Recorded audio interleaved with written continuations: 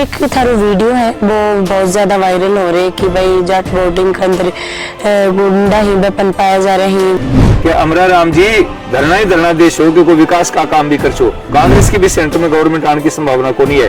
मोदी जी तो पहले ही कह दियो कि अब की बार 400 पार। मैं आ तो सोचनी को नहीं कि मेरे टाबर को ब्याह करना है, इन भाई को भात भरना है, इनको छुच्छिक देना है, इनको मकान बनाना है। लोग बोलने की सांसद जी आवी को नहीं, मारा मिलनी को नहीं। मेरे दरवाजों रात में भी खुले होते हैं। बेगितियों में कहीं लियो को नहीं, कोई भ्रष्टाचार को आरोप को नहीं। फकीर हूँ, फकीर की तरह से रहता हूँ। मेरी अटैची कभी आश्रम रख देता हूँ, कभी दिल्ली रख देता हूँ, कभी और कहीं रख देता हूँ। बयान को बहुत गलत तरीके से पेश किया गया। राम राम जी, मुक्ष पे जलको पर थारो बहुत बहुत स्वागत है। और अभी फिलहाल तो फ्रेम में देखने लग रहा होगा सीकर का सांसद 2014 लेकी और अभी तक तीसरी बार बीजेपी है इन पर विश्वास जतायो है और टिकट है बात दी है। सुमेनानंद जी, सरस्वती जी अपने साथ में ही अनुपा बातचीत करांगा, जानांगा काफी सारा जो क्वेश्चन नहीं बाज आपा करांगा। तो सबसे पहले तो महाराज स्वागत है थारो झलको पर। सादर नमस्कार।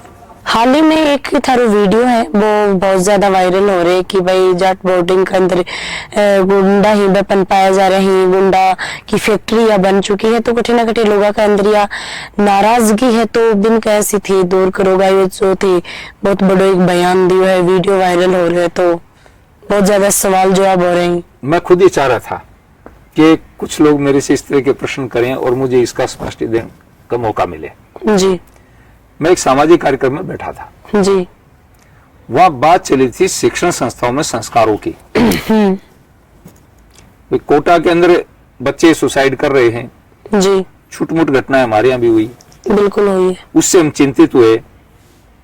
तो विषय तो ये था कि संस्थाओं में किस तरह से हम संस्कार दें। तो एक व्यक्ति ने मेरे से एक प्रश्न पूछ लिया कि साहब आपका जन्म जाट कम्युनिटी में हुआ है और ये जाट बोर्डिंग के अंदर 10 साल पहले इस प्रकार की घटना घटित हुई, आज भी वहां कई बार इस प्रकार की घटना घटित हो जाती है।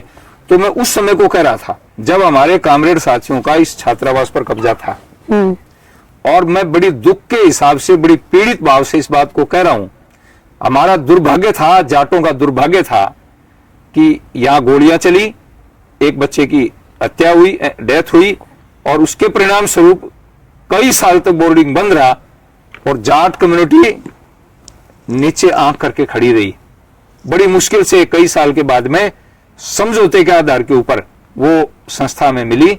लेकिन आज भी मैं जाट समाज के भाइयों से हाथ जोड़ के निवेदन करना चाहता हूं कि मेरे से अगर कोई शब्द निकल गया उसके लिए तो मुझे माफ करें। लेकिन मैं आपसे निवेदन करना चाहता हूं कि जाट बोर्डिंग में माननीय त्रिलोक जी का मैं बहुत सम्मान करता हूं, वो बहुत अच्छे आदमी थे, लेकिन उनकी दृष्टि तो लग सकती है। लेकिन महाराजा सूरजमल, महाराजा जवाहर सिंह, सर छोटू राम, चौधरी चरण सिंह, चौधरी देवीलाल, कुंभाराम आर्य, कुंभाराम जी यहाँ से सांसद रहे हैं जी। क्या वो चौधरी कुंभाराम जी की स्टेचू लगाने की अनुमति देंगे? स्वामी केशवानंद जी इसी क्षेत्र के सन्यासी थे और देश की आजादी के लिए काम किया, शिक्षण संस्थाओं के लिए काम किया, सारी जिंदगी वो तब करते रहे। क्या स्वामी केशवानंद जी की स्मारक के लिए वो अनुमति देंगे?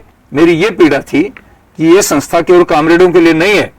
अगर जाटों की संस्था है तो जाटों के हिसाब से होने चाहिए। उस संदर्भ में मैंने कहा था उस समय यहां इस प्रकार की गुंडागर्दी हुई थी और उसका प्रमाण कोर्ट में केस चला है, कोर्ट में समझौता हुआ है। मैं फिर हमारे जाट भाइयों से निवेदन करना चाहता हूं, मेरा उस कौम में जन्म हुआ है जी। मैं उन सरदारों का बहुत सम्मान करता हूं। मैंने नाम लिया महाराजा सूरजमल जी का, महाराजा जवाहर सिंह जी का, सर छोटू राम का, जिस आदमी ने एजुकेशन के क्षेत्र में काम किया है। हमारे यहाँ कितने बड़े बड़े योद्धा हुए हैं, मैं उनको प्रणाम करता हूं और जाट भाइयों से पुनः निवेदन करता हूं। मेरा उद्देश्य हमारे भाइयों से था जिन्होंने उस संस्था को बदनाम किया और अनेक साल तक वो संस्था बंद पड़ी रही। किसी भी जाट भाई को मैं उसके बाद भी बठोट के अंदर मैंने खुद 6 महीने घूमते घूमते लोक जी की मूर्ति लगवाई। स्वामी केशवानंद जी का स्मारक मैंने मेहनत करके भागदौड़ करके अभी मगलूनाम बनवाया। मेरे लिए अभी तेजा सेना का कार्यक्रम था, मैं वहां गया, हमारे कामरेड साथी तो कहीं भी दिखाई नहीं दिए, कहीं भी दिखाई नहीं दिए। तो मैं पुनः निवेदन करना चाहता हूं कि मेरा कहीं भी किसी भी भावना को, किसी भी व्यक्ति की ठेस पहुंचाने का कोई उद्देश्य नहीं रहा है। स्वामी सुमेधानंद जी 72 साल के हो गए, 45 साल 40 साल से मैं सामाजिक जीवन में कभी उंगली नहीं उठी। मेरा ये उद्देश्य था। जिस लड़के ने, वहां तो 15-20 आदमी बैठे थे, एक लड़का वीडियो बना रहा था, मैं उसको रोक सकता था अगर मेरे को ऐसा भाव था, लेकिन वो भी कोई इन्हीं का शिष्य था और उसने तोड़ मोड़ के उसको वायरल कर दिया और वो चीज गलत लोगों तक पहुंच गई, लोग उस भ्रांति हुई है। मैं फिर निवेदन करना चाहता हूं कि मेरे बयान को बहुत गलत तरीके से पेश किया गया।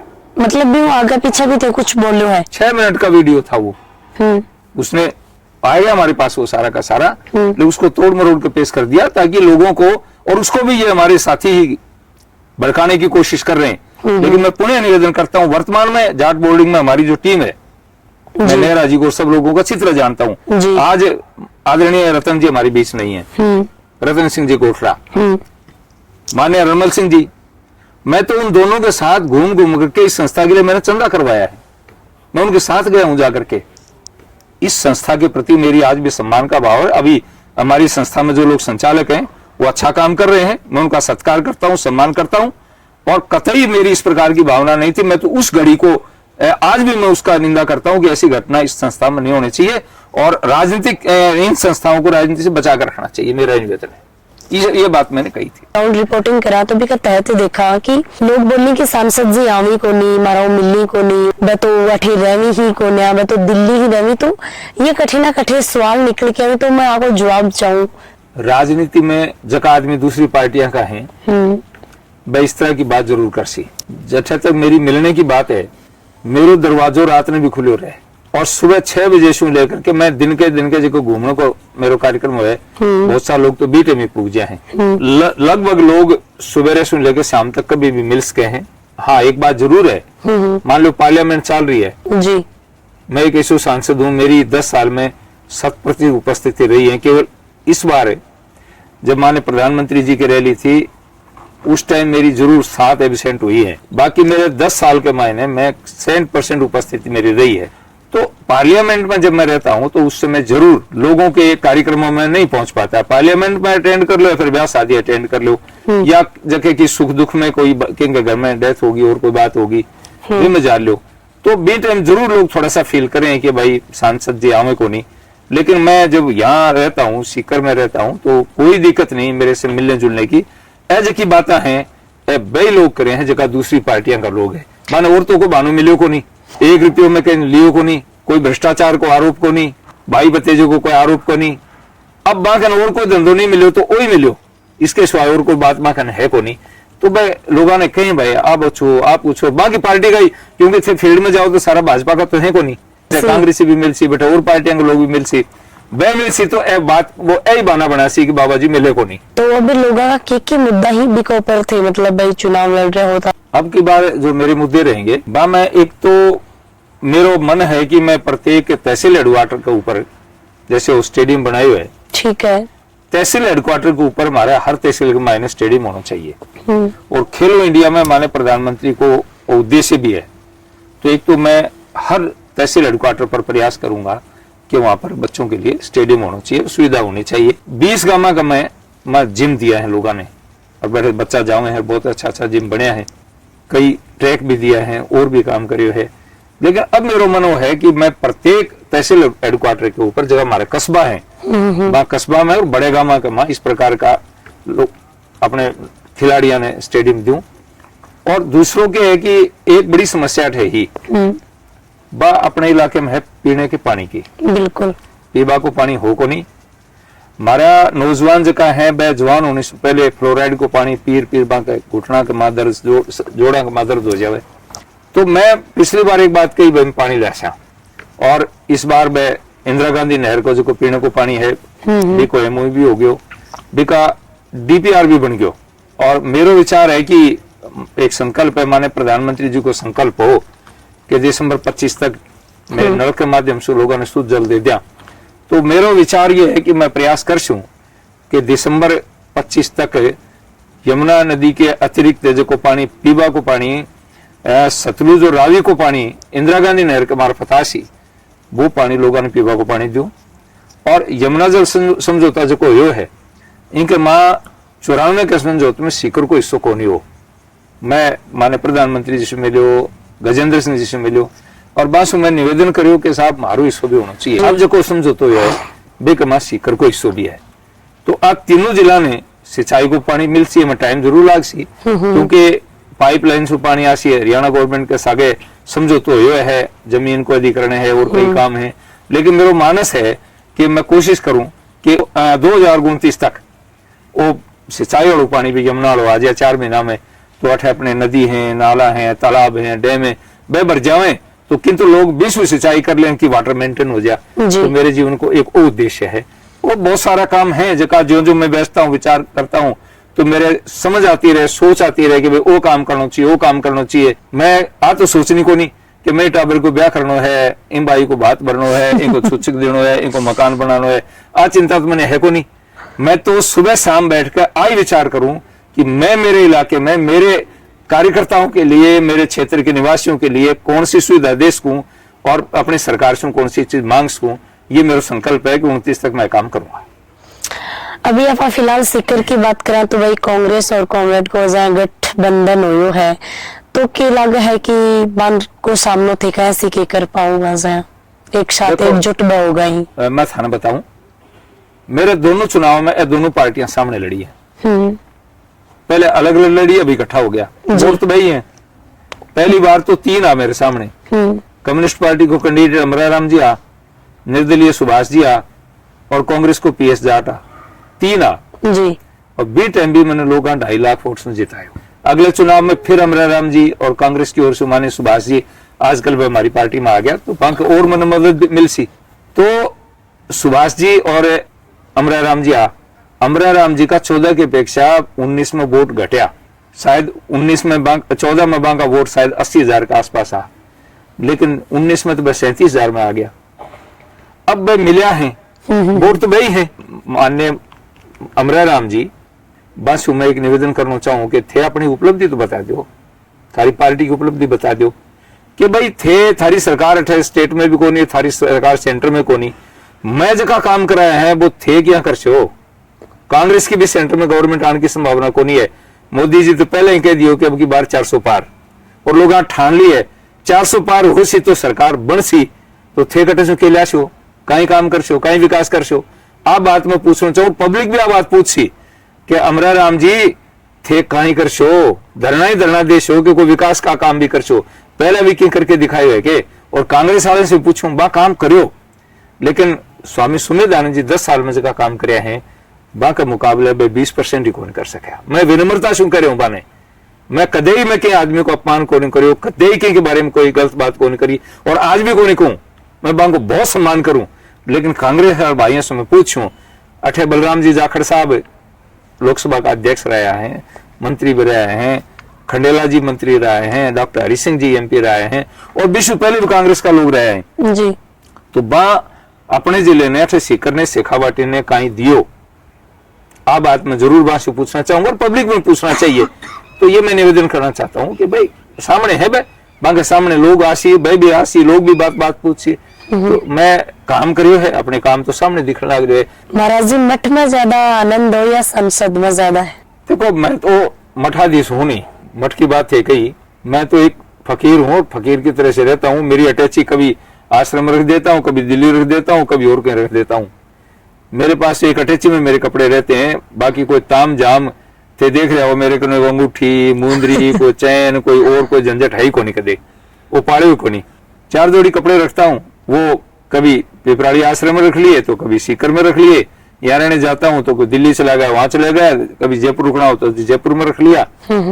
तो मैं तो जहां काम करता हूँ वही आनंद है, मुझे काम करने में आनंद आता है, मुझे किसी दुखिया के कष्ट को मिटाने में आनंद आता है, और वो आनंद मैं भगवान की भक्ति में भी लेता हूँ। अभी मैं साधना करता हूँ, स्वाध्याय करता हूँ, गऊ की सेवा करता हूँ, गरीबों की सेवा करता हूँ।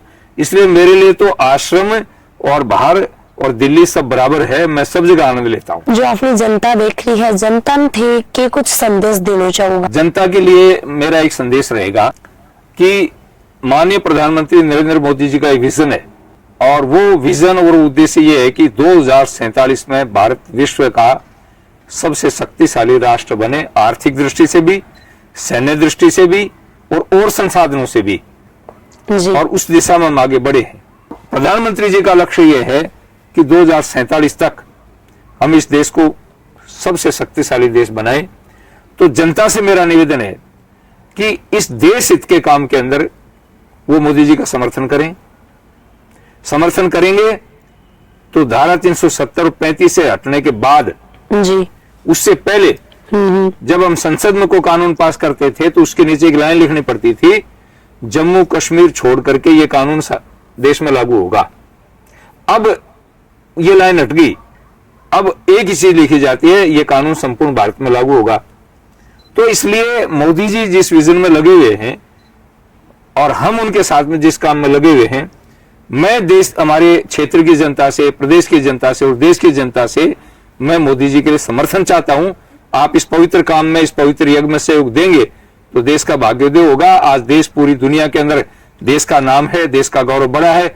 इस गौरव को बढ़ाने में सबका सहयोग चाहता हूँ। सीकर शिक्षा नगरी है तो एक अंदर थारो कितनों के विकास के अंदर योगदान रहो है? देखिए, सीकर शिक्षा नगरी है। मान्य सबसे पहले स्कूल एजुकेशन में भाई हरिराम जी, रतन पिलानिया जी और 2-3 आदमी, महावीर जी थे, ये लोग आए थे क्षेत्र में। खासतौर से कोचिंग एजुकेशन में जी श्रवण चौधरी ने इस काम को प्रारंभ किया। उन्होंने हिम्मत की कि सीकर जैसे जगह में श्रवण जी मेरे से मिले जी और उन्होंने मुझे कहा, गुरुजी इसमें मेरी मदद करो। तो मैं मदद श्रवण जी की नहीं कर रहा था। मेरी इच्छा ये थी कि शेखावाटी के हर घर में डॉक्टर होना चाहिए, हर घर में इंजीनियर होना चाहिए, राजस्थान के हिस्सों में होना चाहिए। जहां मैंने बच्चों को मोटिवेट किया, प्रोत्साहित किया यहाँ भेजने के लिए, और केवल एक संस्था नहीं, जो भी संस्था मुझे अच्छी संस्था मिली, सब संस्थाओं के लिए प्रोत्साहित किया गांव के लोगों को, तुम बच्चों को पढ़ाओ। जी मैंने राम प्रसाद बिस्मिल का कोटेशन आपको बताया था कि शिक्षित व्यक्ति का शोषण नहीं होता, संस्कारित व्यक्ति का पतन नहीं होता। मैं दोनों काम करता रहा, यहाँ संस्थाओं में जाकर संस्कार भी देता रहा और संस्थाओं में जाकर शिक्षित भी करता रहा। और आज जितने भी शिक्षण संस्थाएं हैं वो मेरे प्रति श्रद्धा भाव रखते हैं। जी एक भी संस्था ऐसी नहीं है जो स्वामी सुमेधानंद के प्रति इस प्रकार का अनादर का भाव रखे। तो मैंने, मेरे से जो बन पाया वो मैंने किया, और मेरे जीवन का उद्देश्य भी यही है कि मैं हमारी युवा पीढ़ी को संस्कारित करूं और आगे बढ़ाऊं। तो शिक्षण संस्थाओं में मेरे से जो बन पाया मैंने किया और आज भी कर रहा। बात कर रहे हैं पानी की, तो कठिना कड़ीबा बात मेरे बीच में लगी। अपन नानी जो गांव है, जो चौरायो है, बटे देखा तो काफी सारा किसान भी ही, रहने वाला लोग भी ही, और बटे इतना पानी इकट्ठो है, गंदो पानी इकट्ठो है कि बिल्कुल ज्यादा भाव हो जाए तो वो रोड के ऊपर आ जाए और लोग कठिना कड़ीबी में बहुत ज्यादा परेशान हुई।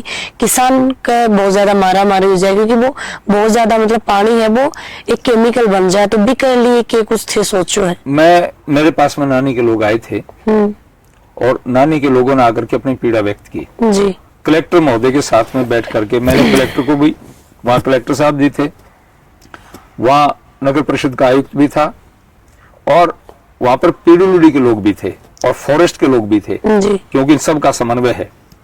तो वहां बैठ करके हमने विचार विमर्श किया और कलेक्टर साहब ने और डीएफओ ने, सबने विजिट भी किया, आयुक्त ने भी विजिट किया और मैं भी जाकर के आया कि हमारे पास में सीकर के आसपास फॉरेस्ट की काफी जमीन है जी। हमको ऐसा प्रोजेक्ट करें जो एक्स्ट्रा पानी है वो हम फॉरेस्ट में ले जाएं और कोई ऐसा सिस्टम खड़ा कर दें कि जिससे पौधों को पानी मिल जाए।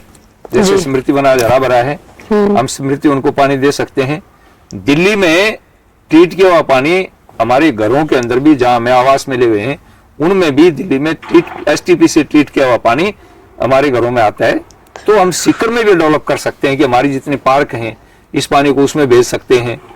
हमारा फॉरेस्ट का इलाका पड़ा है, हमारी गोचर भूमि पड़ी है, उन गोचर भूमि के अंदर हम वृक्षारोपण करें, फॉरेस्ट भी डेवलप होगा और हमारे पौधे भी बचेंगे और इस पानी से निजात हो जाएगी। तो मैं चुनाव के बाद में फिर एक बार इन फॉरेस्ट डिपार्टमेंट, नगर परिषद और कलेक्टर, यूआईटी, इन सबको इकट्ठा बिठा करके और इसका स्थायी समाधान कैसे हो सकता है इसके ऊपर मैं काम करूंगा। और इससे मैं समझता हूं कि 6 महीने के भीतर हम आने वाली बरसात से पहले इसका कोई ना समधान निकाल लेंगे। जी, बातचीत तब करिए और ये भी क्लियर बात ही मैं बताई। तो सर थारो धन्यवाद और भाई इतना टाइम दियो और अपनी जनता की बातचीत है बा क्लियर करी इतना समय दिया और मेरी बातें सुनी और पब्लिक तक मेरी बात पहुंचाओगे, इसके लिए आपका बहुत बहुत धन्यवाद।